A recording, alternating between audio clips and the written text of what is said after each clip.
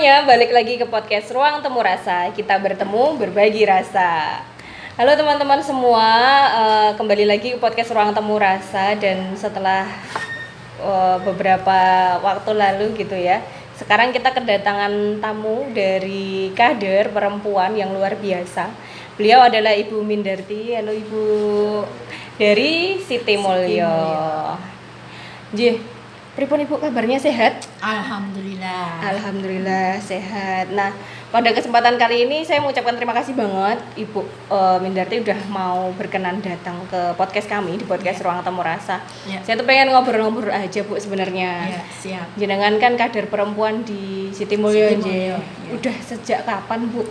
Sejak 2009. 2009, udah lama banget ya.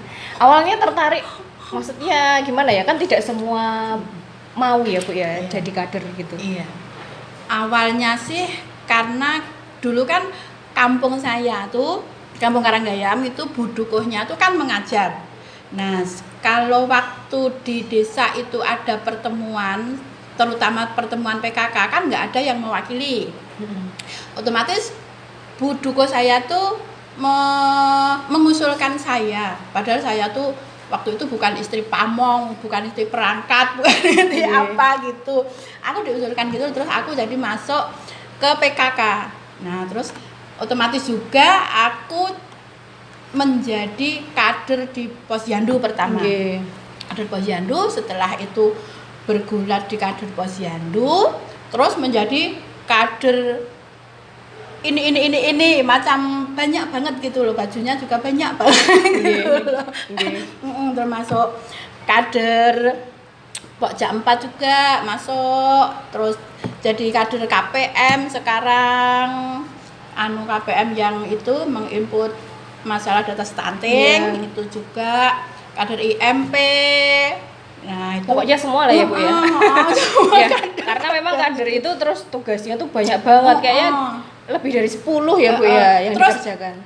Ada apa gitu, saling keterkaitan gitu loh. Di dalam data itu ada saling keterkaitannya gitu. Jadi kalau bicara balita juga bicara ibunya, bicara ayah ibunya, keluarganya. Kalau nanti ada anak remaja ya ada lagi kaitannya gitu ya Bu ya. Jadi kader itu super ya Bu ya. Iya. Serba bisa gitu. Tapi senang nggak Bu? Jadi kan otomatis tentunya kapasitas atau ilmu pengetahuannya berkembang. Ya, alhamdulillah dengan saya pribadi terjun ke kader itu, pertama yo tambah serawong, kedua tambah ngilmu, yo ketiga bisa maksudnya membantu warga yang semisal ada masalah ataupun ada problem apa yang ada sangkutnya pada kesehatan masyarakat, itu nanti kita bisa merekomendasikan ataupun kita bisa mengantarkan ke pusat-pusat kesehatan gitu ya Bu ya. Selain memberikan informasi yang udah didapatkan, terus juga mendampingi ketika memang ada kasus-kasus tertentu yang perlu dampingan kayak gitu. Nah, tentu kita juga PKBI juga sering nih datang ke Siti Mulyo ya Bu ya, di pertemuan-pertemuan gitu. Beberapa kali juga kami memberikan edukasi soal, nggak hanya soal kesehatan reproduksi, tapi juga soal kemarin ada isu kekerasan juga, edukasi tentang layanan IVA kayak gitu. Menurutnya jenengan selama ini kerjasamanya PKBI dengan Kalurahan terutamanya untuk kalau perempuan dengan Pokja 4-nya gimana? Menurut saya juga alhamdulillah sangat bagus, juga bermanfaat untuk warga, tetapi ada satu kendala, katanya kan itu terlalu privasi ya untuk hasil IVA-nya itu. Kemarin kan yang menjadi agak berkurang pengikutnya, pesertanya itu ada yang misalnya hasilnya positif, terus tapi kok ada yang pihak lain ada yang tahu gitu. Nah, itu yang terus itu kan terus ada yang ke warga lain, ini kok nggak jadi rahasia, nggak jadi gitu. Padahal sebenarnya data itu kembali ke hasil pemeriksaan itu kembali ke pribadi masing-masing nih Bu sebenarnya gitu, tapi mungkin ya nggak tahu ya Bu ya. Kadang ada yang julid mungkin Bu. Mungkin juga. Nah, balik lagi bicara soal kader perempuan. Nah, tiap hari ada kegiatan Bu berarti? Iya. Pasti ada kesibukan. Undangan apa gitu ya. Suka dukanya apa Bu? Suka dukanya ya kalau sukanya tuh alhamdulillah suami juga menyupport, keluarga juga nggak melarang gitu loh, maksudnya asal kita yang benar-benar untuk bermanfaat untuk masyarakat gitu aja. Terus dukanya tuh ya suara-suara miring lah, wah sok sibuk, wah ya kayak gitu-gitu. Terus ada semisal ada pendataan apa, terus itu di data ra kasih apa-apa, wah gitu kan kita memang sering kan dimintai data-data ini Bu, minta fotokopi KK untuk pendataan ini, mau dikasih apa, nggak dikasih gitu. Ya udah, terus akhirnya ada yang nggak ngasih juga itu fotokopi KK, yaudah terima. Fair ya Bu ya. Karena memang menghadapi masyarakat tentu bukan permasalahan yang sederhana, ada yang masyarakat tuh bisa kooperatif diajak kerjasama buat ngobrol, buat pendataan kayak gitu ya. Sedangkan kader sendiri tuh pusing dengan data-data itu gitu ya Bu. Kadang malah kalau ada kegiatan ada yang nggak dengar juga mengejat kita, ada info kayak gini kok, ada kegiatan gini nggak diinfoin. Terus kadang kan kita juga sudah nge-share di mana pada diem. Pas sudah terlaksana ada suara gitu, yuk mana sabar gitu. Tadi menarik bicara soal dukungan pasangan, dukungan suami. Sejak dulu mendukung ya Bu ya. Tidak ada ibu ngapain aja sih kok kayaknya sibuk banget keluar terus gitu. Atau apa kegiatannya yang dikerjakan bersama kader itu selalu diobrolin nggak sama pasangan? Iya, karena kalau aku pribadi ada undangan, aku kasih tahu ke suami, Mas ini loh aku dapat undangan ini, terus misalnya aku nggak tahu tempatnya gitu, sama suami di Google di map kan, ini loh kamu besok lewat sini gitu. Terus acara apa? Ya udah saya bacakan, ini loh acaranya kayak gini. Terus nanti misalnya ada masalah apa-apa, ini loh Mas kok aku data warga ki kayak gini, kok ada yang suara kayak gini. Ya udah diterima aja, namanya jadi orang neng ngarep ya kayak gitu, harus kuat kupingnya. Betul. Jadi memang harus kuat kupingnya juga hatinya ya Bu. Nah, iya, kalau nggak kuat ya udah salah ke wae. Kalau ini Bu tadi juga menarik ya ketika pengalaman di masyarakat, tentu ya itu tadi banyak persoalan gitu ya.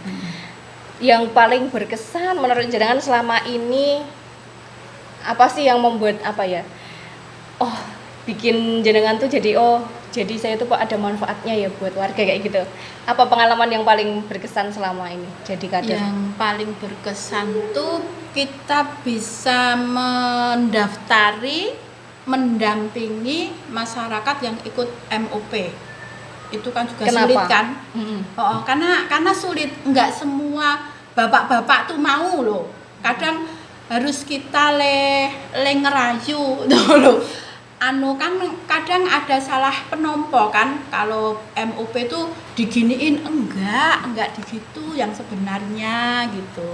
Terus jadi nanti yaudah tak pikir-pikirnya dulu gitu. Terus akhirnya berhasil juga, Bu saya mau, alhamdulillah kan seneng.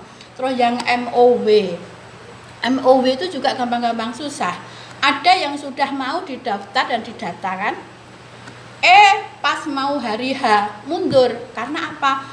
Karena kenapa Bu kok mundur? Ini loh, aku kemarin tuh dikasih tahu sama dia yang pernah MOW, katanya tuh resikonya kok sekarang tuh sakit. Terus sering perih-perih gitu. Terus ya tuh jadi ngedon kan, terus kita terus yaudah kita cari yang lain lagi. Alhamdulillah pas mau hari H ada yang mau, ya alhamdulillah kan kita senang bisa mendampingi mereka bisa mengantarkan mereka MOW. Berhasil melihat mereka bahagia, anaknya nggak terlalu banyak. Mereka juga kayak kok dilihat-lihat, wah wis seneng ya, wis enggak punya cilian kari gedeke. Sebahagia-bahagiamu wis pokoke saiki ya aku ya ngono. Karo nek ada temene diomongi ya besok ikut MUW lagi aku ya ngono gitu tuh bisa seneng gitu rasane lihat mereka bisa manut, maksudnya bukan manut kita maksa tuh enggak, tapi memang kesadaran mereka sendiri ikut MOP, ikut MOW gitu. Iya, tinggal mendampingi dan menegaskan bahwa ini juga pilihan KB yang memang untuk mengontrol jumlah anak kayak gitu ya. Salah satu pilihan ber-KB gitu ya. Iya, terus itu juga kita nge-share untuk program IFA. Mereka juga gitu, Bu, kapan ada lagi? Oh, kalau IFA tuh 1 tahun cuma 2 kali aku gitu ya. Besok kalau ada lagi besok kita infokan lagi. Ya pokoknya besok ikut loh gitu ya. Alhamdulillah banyak juga yang ikut. Gitu. Siti Mulyo termasuk desa, teman-teman. Siti Mulyo itu termasuk desa yang peserta IFA-nya itu setiap tahunnya banyak. Paling banyak sekali, letaknya ada di Piungan. Dan ini juga salah satu keberhasilan kadernya, dan ini salah satu kadernya saya minta bercerita gitu kepada teman-teman di podcast Ruang Temu Rasa. Kenapa? Dibandingkan desa-desa yang lain yang belum membersamai PKBI untuk program IFA gitu, Siti Mulyo termasuk yang paling banyak. Artinya kadernya juga berhasil menggerakkan masyarakat untuk punya kesadaran akses layanan IFA kayak gitu ya. Karena kan mobile clinic yang dilakukan PKBI itu rutin setahun selama 2 kali ya Bu ya, dan itu pasti ada yang akses. Ya, dan jumlahnya kira-kira ya sekitar 100 lah kurang lebihnya kayak gitu. Setiap kali ada layanan ya, dan itu luar biasa banget. Nah, itu kalau untuk IFA sendiri Bu khususnya gimana sih caranya kok Pokja 4 yang di Siti Mulyo ini bisa berhasil? Itu juga tak lepas dari keikutsertaan Bu Lurah ya. Bu Lurah juga di grup PKK itu juga ngoyak-oyak sama buduko-buduko itu untuk buat tolong warganya di data untuk yang ikut IFA. Eman ini kesempatan gratis kayak gitu. Kita kan bisa mendeteksi lebih dini jika kita ada apa-apa gitu. Juga Bu Fat juga kayak gitu, ketua Pokja 4 itu kan juga pokoknya lengoyak-oyak tuh tenanan gitu loh. Jadi pokoknya buduko-buduko harus mengirimkan ngirimkan ini, tapi yo semisal nggak mau yo harus budukonya sendiri sama kadernya sendiri. Mau nggak mau karena harapannya gitu. Bisa jadi contoh. Harus budukonya sama kadernya itu lah. Kalau ada yang lah kemarin sudah di mana ya kayak gitu ya diayali tetepan. Ya tetap berarti kalau setiap ada kegiatan kadernya mesti ada yang ikut, itu pasti. Iya. Dan sukses ya. Alhamdulillahnya sukses. Pasti setiap pelaksanaan tuh pasti ada yang periksa akses layanan kayak gitu. Nah, terus beberapa kegiatan kami juga sebenarnya banyak sih ya. Kalau dulu tuh juga ada kegiatan dengan remaja, muda-mudi, terus dengan bapak-bapak juga mendorong juga keterlibatan laki-laki untuk menggunakan kondom kayak gitu, kami pria kayak gitu. Jadi nggak hanya perempuan yang terlibat tapi juga laki-laki. Nah, kalau berdasarkan pengalaman Ibu, kalau mendorong masyarakat yang bapak-bapak untuk ikut serta menggunakan kondom gitu, kesulitannya apa Bu? Kesulitannya tuh cuma ibu-ibu yang menginginkan kondom itu malu, mau minta gitu loh. Padahal sebenarnya kita juga sudah nge-share di 2 grup juga yang membutuhkan kondom. Ini ada di tempat Bu ini, misal gitu. Tapi yo ada juga yang mintanya lewat belakang. Jadi nggak di forum, di pas pertemuan gitu kan, siapa yang mau daftar kan ada juga yang ngacung gitu. Terus ada yang kalau yang nggak ya dari belakang udah rampung oleh pertemuan, Bu aku minta ya, oh iya. Gitu kan nanti kita juga lihat di data KB itu kan ada juga yang apa itu IUD, ada yang pakai kondom, ada yang udah MOW, MOP, udah yang susuk gitu kan. Nah kita cari yang itu yang pakai CO itu. Iya. Kendalanya cuma di ibu-ibunya yang malu. Kebanyakan kalau bapak-bapaknya? Kalau bapak-bapaknya sih cuma mesam-mesem gitu. Kalau pas kita ketemu tuh terus Pak wingi wis diminta ke ibu lo nganu CO ngono terus nggo ngopo kayaknya gitu. Iya. Malu ya Bu ya. Ya karena rata-rata kalau masyarakat pada umumnya itu masih menganggap perempuan lah yang harus ber-KB gitu. Padahal sebenarnya laki-laki kan bisa terlibat dengan menggunakan kondom ya. Jadi supaya nggak selalu perempuan gitu. Tapi ya lucunya juga sih kita pernah dapat dari PLKB. Dapat dari PLKB itu 1 dos. Lah kita ketinggalan di ruang kasih. Kita beli habis toh. Lah aku ya tanya toh, "Loh, Pak, lah di mana no?" Wah, dijemput Pak Dukuh gitu ya. Berarti besok lagi kita sediakan aja, Bu. Pura-pura ditinggal gitu aja. Pura-pura ditinggal. Kayak itu loh, kayak apa, Bu? Ambil mandiri gitu loh, Bu. Gitu ya. Jadi disediakan bisa, mungkin bisa jadi ide supaya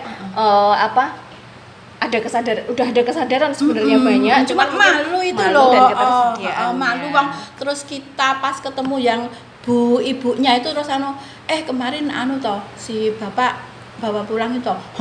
Berarti bener gitu loh. Aku juga konfirmasi kan sama ibunya itu. Bapak kemarin bawa kok. Bawa. Yaudah, aku ya berarti enggak dibuang gitu loh. Betul. Karena sayang ya Bu ya, itu kan juga sekarang ini ketersediaannya juga kami juga agak sedikit terbatas kayak itu. Jadi kalau memang kondom itu bisa diakses oleh bapak-bapak atau kader gitu dan benar-benar digunakan oleh masyarakat, ya alhamdulillah kayak gitu ya. Jangan sampai ngambil cuma disimpan atau nggak dipakai kayak gitu kan, eman-eman kayak aku gitu. juga lucu, aku juga ketawa-ketawa gimana gitu, ternyata kok bapak-bapaknya mau ngambil juga ya. Ternyata setelah saya konfirmasi ke ibunya ternyata benar. Terus memang yang saya konfirmasi itu memang dia juga pakai CO gitu loh. Yang saya konfirmasi bagus. Itu terus yang nggak pakai CO ya cuma mau coba-coba. Seling-selingan katanya. Penasaran selingan. Nah, kalau cerita soal ini Bu, kan menarik ya kalau bicara soal kesehatan reproduksi itu ya itu tadi nggak ada habisnya, dari balita sampai lansia. Nah, sekarang yang lansia nih Bu, ada perhatian khusus nggak sih dari Pokja 4 untuk lansia?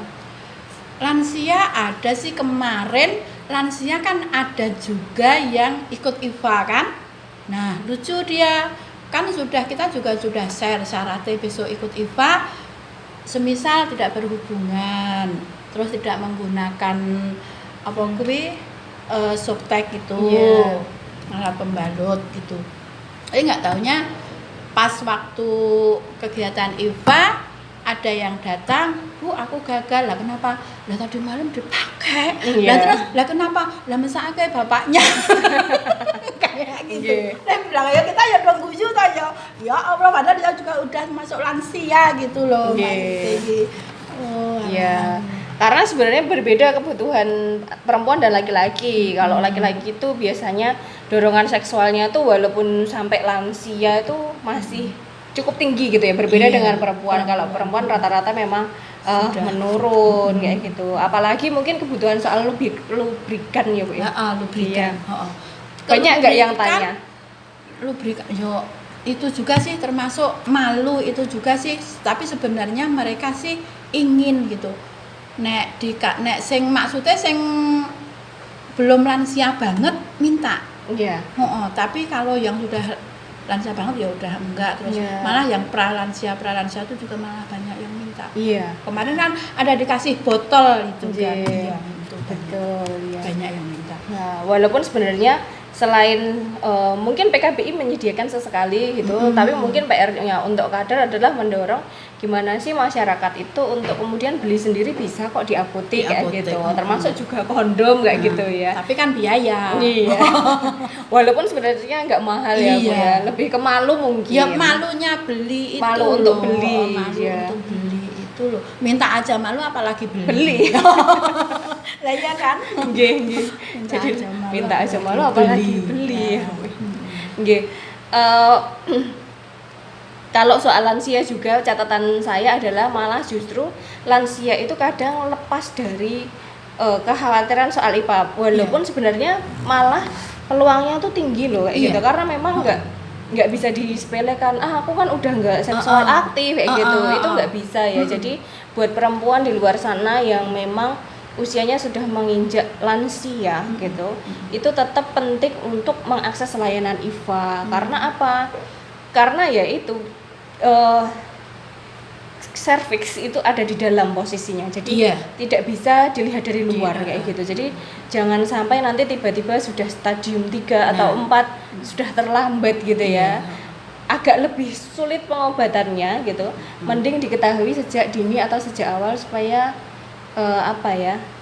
lebih mudah pengobatannya kayak gitu. Tapi menurut pengamatan saya di Siti Mulyo malah banyak yang lansia toh. Iya kan?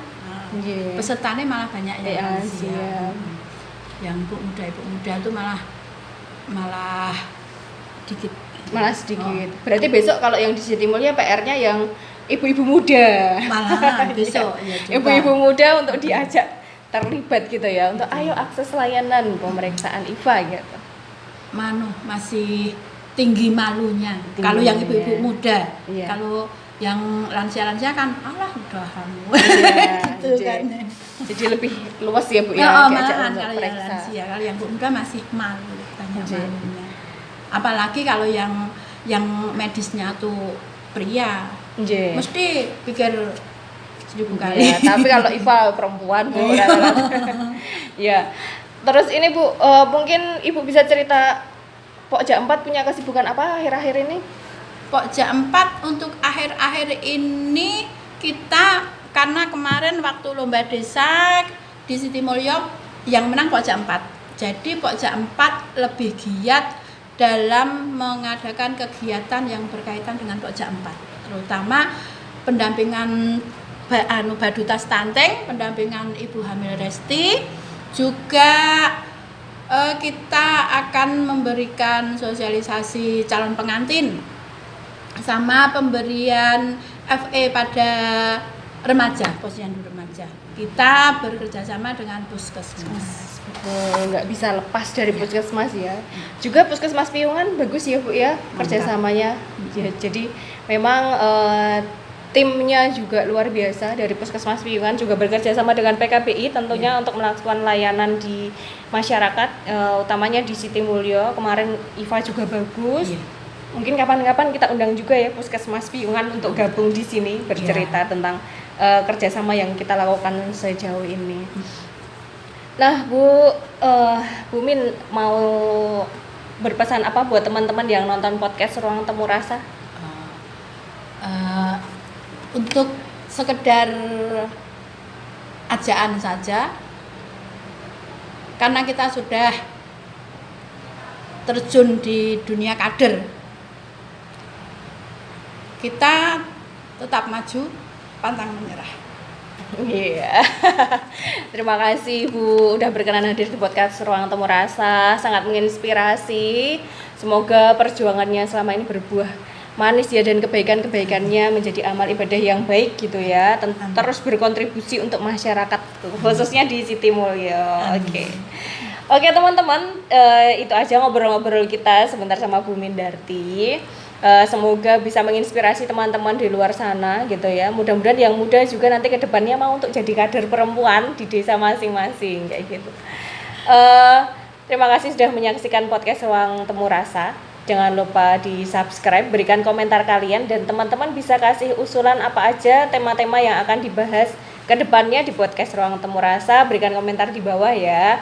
Terus terima kasih dari saya, ada kurang lebihnya mohon maaf. Esti Yulianingsih mohon pamit. Sampai jumpa di podcast Ruang Temu Rasa berikutnya. See you.